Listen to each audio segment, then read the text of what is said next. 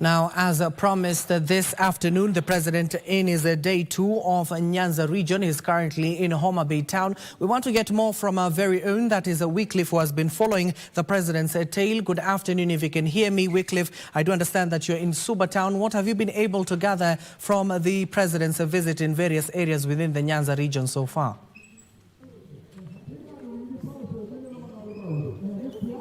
A very good afternoon to you, Abdi Aziz Hashim, back in Nairobi.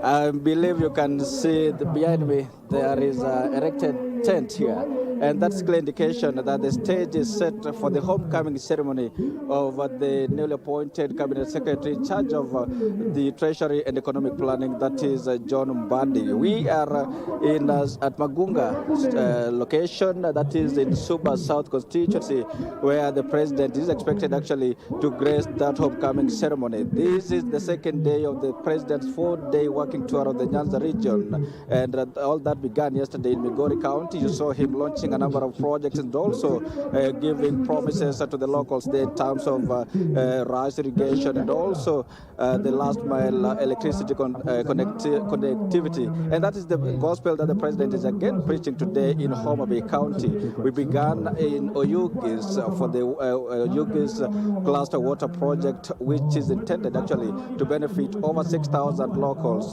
That is in Kabondo Kasipul constituency. Thereafter, the president inspected the fish market that is within Homa Bay town, and again, just immediately after the inspection, he addressed the gathering there within Homa Bay town, also promising to, one, among other things, also, see to it that Homa Bay town adopts a smart town system. And of course, thereafter, the president flew to Rusinga Ring Road. Rusinga, that is in Suba North constituency, where for the first time, actually, the people of Rusinga will be able to use a tarmac road. That is the Rusinga Ring Road, which is 21 kilometers. The president is launching that program as we speak.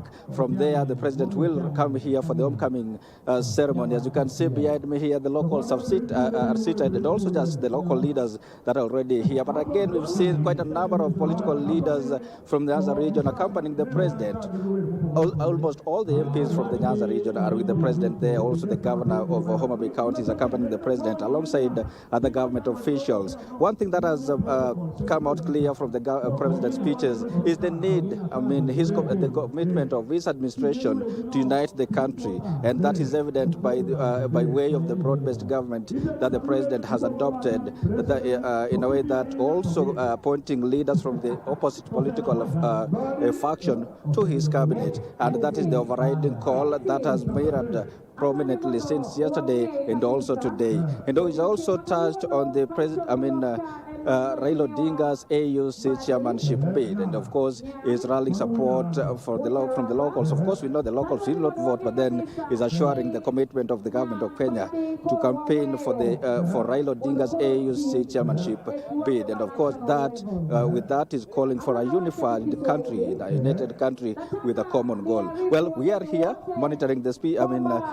everything as it unfolds, waiting for the president and of course the man of the day, that is John Mbadi, to arrive here, and we'll take note of the speeches here and we'll update our viewers promptly. For now, Abdi, it's back to you.